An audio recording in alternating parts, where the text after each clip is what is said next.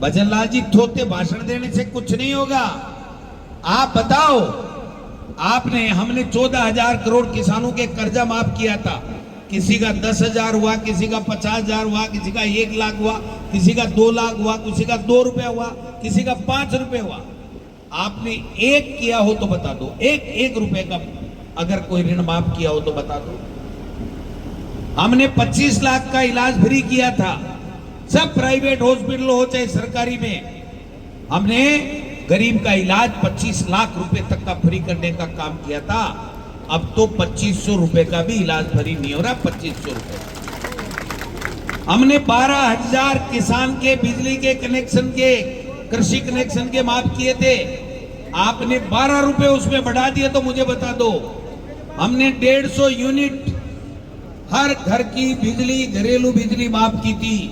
आपने 1 रुपया हुआ तो बता दो। हमने गरीब को फूड पैकेट दिया था, मिर्च, मसाला, धनिया दिया था कि नहीं दिया था? अरे भाई जी, मैं थैला ही गायब कर दिया। अरे सामान तो गायब कर दियो, थैले गायब कर दिए, थैले। बेरोजगारों को बहकाया, पेपर चोरी हो गया, ये हो गया, वो हो गया। मैं मानता हूं अपराध भी घटित हो जाता है, अपराध में पेपर चोरी भी है। पूरे देश में पेपर चोरी हुए, पेपर माफिया पनपा, ये अचानक थोड़ी पनपा ना। ये 2004 के अंदर जब वसुंधरा जी थी तो राजस्थान के अंदर हम सब राजस्थान की विधानसभा में कहते थे लोग बाग कि वसुंधरा जी रोक लो। 13 से 18 थी सरकार, हम कहते थे पेपर चोरी हो रहे, रोक लो। नहीं रोके, पेपर चोरी होते गए। जब होते गए तो हमने कड़ा कानून बनाया, और कड़ा कानून बना के उम्र कैद, 1 करोड़ रुपए का जुर्माना। आपने कितनों को उम्र कैद दे दी ये बता दो। 5 आदमी पकड़ते हैं, भाषण देते थे, 15 आदमी नेता भाषण देते हैं बीजेपी के। मैं पूछना चाहता हूं, आपने किसान सम्मान निधि में 12,000 की बात की थी, कहां है? गेहूं पे एमएसपी में 2500 रुपए आपने देने की बात की थी, 2750, कहां है? एमएसपी देने की बात थी, कहां है? बेरोजगारों को रोजगार देने की, नौकरियां देने की बात की थी, कहां है? कोई नौकरी नहीं। हमने इंग्लिश मीडियम स्कूलें खोली थी, आपने बंद कर दी।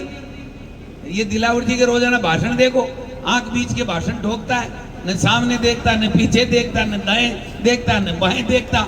और यही मदन दिलावर, इसने मेरे को लिख के दिया था कि माननीय गोविंद डोटासरा जी, शिक्षा मंत्री जी, मेरे यहाँ Mahatma Gandhi English medium school हो, और मैंने कांग्रेस के शासन में खोली थी। क्या बात कर रहे हो? आप भ्रमित कर रहे हो। आरएसएस की पाठशालाएं लगाते हो, आरएसएस के कार्यक्रम यूनिवर्सिटियों में करते हो। आरएसएस को चुनाव लड़ा के बताओ, पता लग जाएगा कि आरएसएस में कितना दम है। ये पर्दे के पीछे राज करने वाले लोग हैं, पर्दे के पीछे राज करने वाले लोग हैं। चुनाव लड़ता है बीजेपी का आदमी, धार्मिक उन्माद फैलाता है, मुसलमान का हिंदू की बात करता है, आपस में लड़ाता है, जातिगत विद्वेष फैलाता है, भ्रमित करके चुनाव जीत जाते हैं। इनकम टैक्स, ईडी, सीबीआई का दुरुपयोग करते हैं।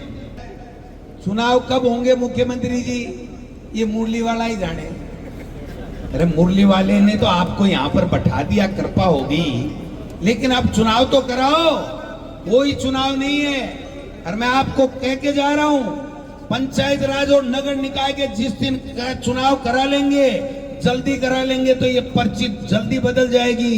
लेट कराएंगे तो और भुगतना पड़ेगा, राजस्थान की जनता को और भुगतना पड़ेगा। इसलिए नौजवान साथियों से कहना चाहता हूं, बुजुर्गों से निवेदन करना चाहता हूं कि हम सब मिलकर के लड़ाई लड़ेंगे।